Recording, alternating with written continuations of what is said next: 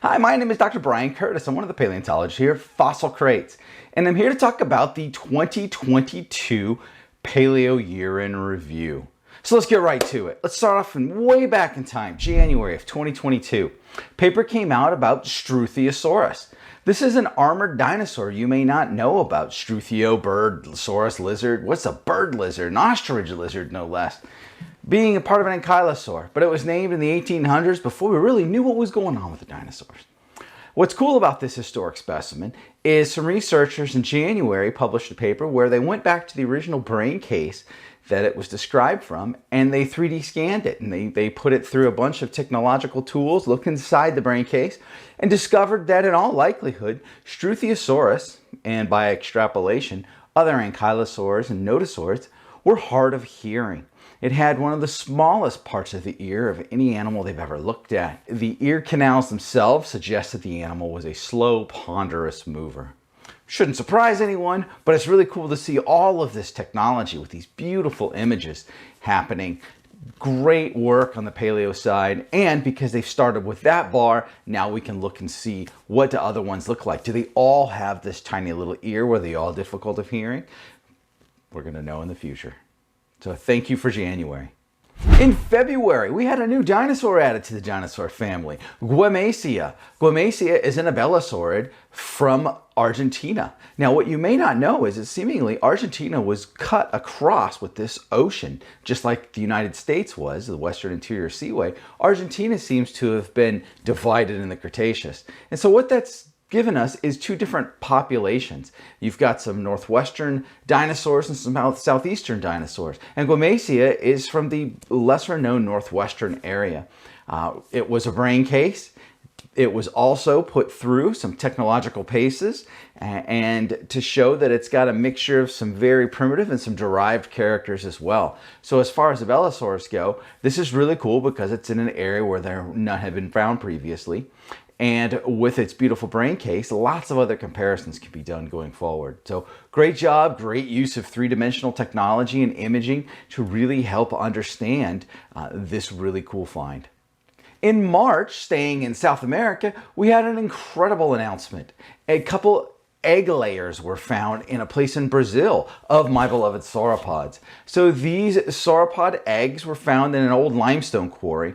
Unfortunately, most of the quarry, if not all of it, was excavated out for the limestone. But enough of the bones were found in the 90s, like this cluster of eggs, to know that it was found in a layer here and another layer here, which indicates that sauropods were going back year after year to the same site laying eggs. Now, we've seen this in Argentina and in India, so it's good to see it in Brazil, and I'm very excited to find out as they go back to the site and begin doing these excavations, will they find embryos in some of these down the road? I hope so. But what a cool thing to see this big sauropods digging a hole in the ground and then almost like sea turtles dropping these tiny eggs down into the pit and then likely leaving. Parental care didn't seem to happen very much in the sauropod world. Now in April, we had Big John's big injury. So you may recall some of the controversialness of this ceratopsian being sold at auction for a lot of money, but it's a gorgeous specimen. And now research is finally coming out on it. And they noticed it had a hole in the frill. And so they again went to technology and they did all sorts of technological tests on this frill and on the specimen. And their conclusion was that this was likely caused by another ceratopsian horn. And the real shocker, to me at least, was that it would happen from being charged from behind. Now, were they scrambling and all running to get away from a Tyrannosaurus that had run on through when it just got jabbed? Was it coming in to mess with its favored patch of food and turned tail to run and got jabbed? We don't know, but we do know that this is an incredible first time, to my knowledge, of having an injury coming from the back.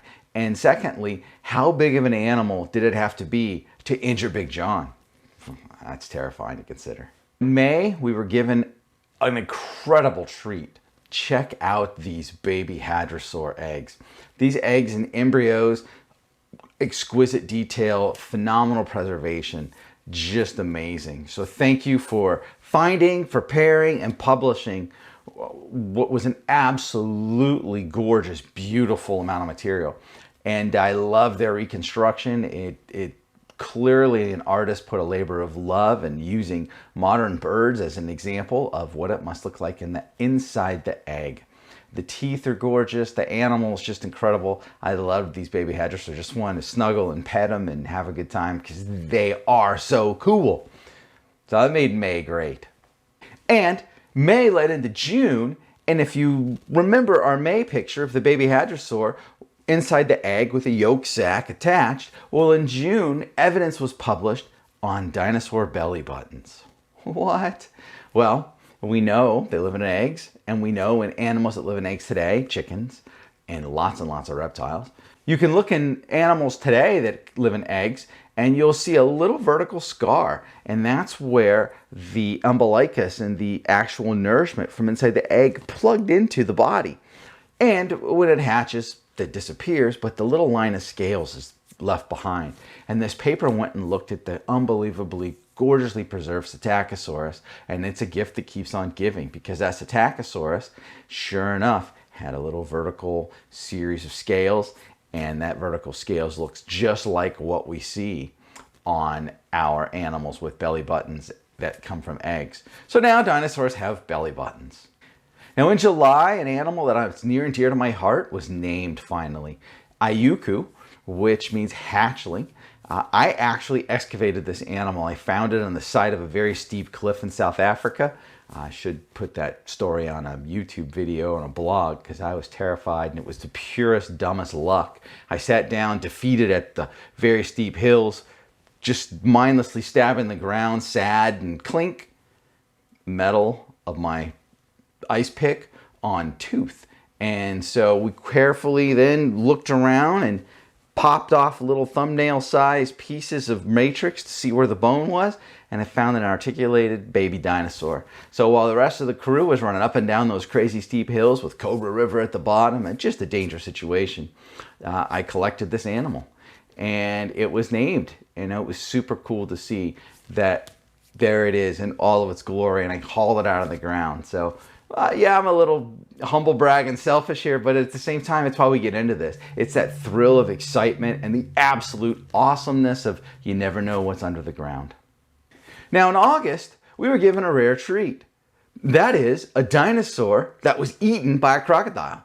So the researchers found this crocodile skeleton, and as they were working through it and they were using their digital tools and they were very carefully looking at every little bit of the surface, because it was a well-preserved crocodile, they discovered bones that didn't belong to the croc. And as they dug further, they discovered that, yes, indeed, these bones were not croc bones. They were part of this crocodile, one of its last meals, which was a juvenile dinosaur. So this croc took out a dinosaur that got just a little too close to the shoreline. So now dinosaurs, we always think of them as the dominant beast of their domain. Well, we know crocs ate dinosaurs for sure, because there was one inside of it. That's always helpful. Now in September, a wonderful treat, because Skorpiovenator's postcranial material was finally described. And they did an incredible job. If you're looking at a way of how you should describe for all posterity toe bones, look no farther than this paper. Those of you who watched my YouTube videos earlier this year know that I didn't think Skorpiovenator was a real dinosaur when I saw it in a Jurassic Park toy box. Sure enough, not only is it a real dinosaur, but it is an incredibly complete dinosaur. We have the whole skull, we have most of its postcranial skeleton. And it's been known since the 90s, but it wasn't until this year that everything behind its neck, or behind its skull, got a real nice treatment. So Skorpiovenator, one of the abelisaurs, is alive and kicking and looks really great, and a wonderfully cool paper. Just a heck of a job in the amount of effort they took to put into it. Now in October, there is an animal brand new to science called Nevadadromeus. And here it is in all of its glory. I actually was one of the reviewers on this paper. I was very flattered to review an animal from the Southwest. And this Nevadadromeus isn't known from a lot of material, but we've got some of the most diagnostic important parts for this kind of little plant-eating dinosaur. And what's really cool about it is it's letting everyone know that Nevada's got some dinosaurs in areas that we didn't previously know.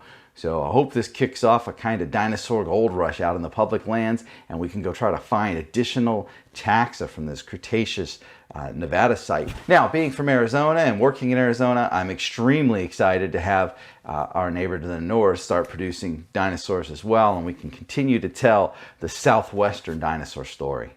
So thanks guys for the Nevadadromeus. Absolutely cool to see.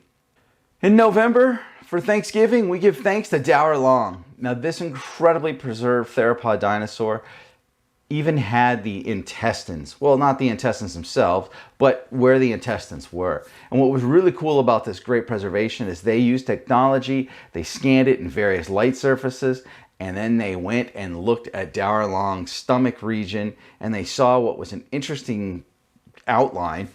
And they went and looked at Skorpionex, which you may know is the squirrel animal that was extraordinarily well preserved from the 90s. And they went and looked at it, and it has the same outline.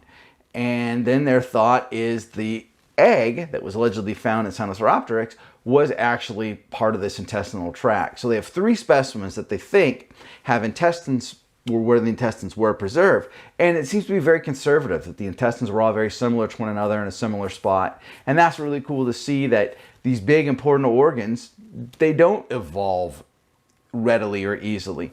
And so this would make sense that this is something that was conserved across evolution. Neat paper, incredible specimen. The intestines was just one part of it. This specimen was mind-blowingly awesome and cool. China just keeps producing amazing material, and I look forward to the next one. Got my popcorn out. So December ended the year on a sauropod, Supersonic sauropod. Now, I reviewed a paper way back in the 90s that involved sauropod tails popping and exceeding the speed of sound, and mathematically it was possible.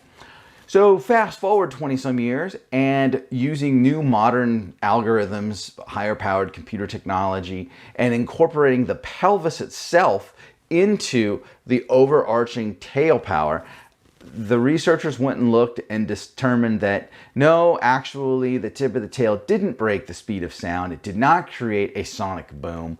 And they go through a number of reasons why this isn't the case. So science building on itself are very novel, creative ideas in the 90s. And now we've tested it, and it didn't seem to pass the test. But science being science, I wouldn't be surprised if someone goes back and looks at different tails, different structures, different models, and this goes another round or 2 back and forth. That's one of the great things about science, is it's always testing and retesting, or searching and researching, and solving and resolving problems. So that's a quick Dinosaurs of 2022 in a nutshell. These are 12 papers that caught my eye over the course of the year that I enjoyed for one reason or another. And I'm looking forward to 2023. I already know some incredible finds that'll be coming out this year. Just cannot wait. I can't share them yet, but stay tuned and you will be treated to yet another incredibly phenomenal year of dinosaur paleontology. Well, have a happy, safe rest of 2022. I hope your holidays have been wonderful. And from all of us at Fossil Crates to all of you, saying thank you kindly. Adios.